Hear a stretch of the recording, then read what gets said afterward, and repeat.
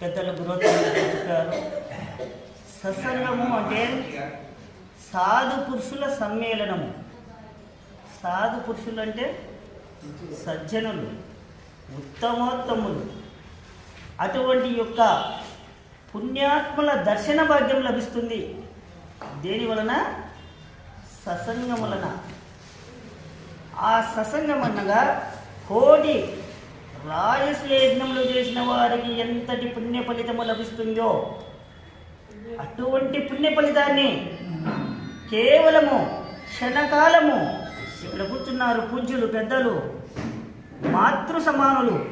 ఇటువంటి పెద్దల ఆశీర్వాదములన వారి యొక్క చెప్పేటటువంటి సాంగత్యం వలన లభిస్తుందంట. ఏమిటిది? కృష్ణ, కావేరి, యమున, తుంగభద్ర, సరస్వతి, బ్రహ్మపుత్ర, అలాగా నదీమ తలులలో మునిగి ఆయా దేవతలను సందర్శించుకొని తిరిగి వచ్చినటువంటి వారికి ఎటువంటి పుణ్య ఫలితము లభిస్తుందో అంతకంటే 1000 పుణ్య ఫలితము కేవలము ఈ సాంగత్యమున లభిస్తుంది.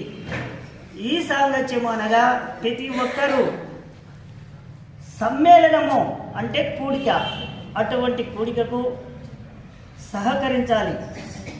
ఈరోజు ముక్కోటి ఏకాదశి.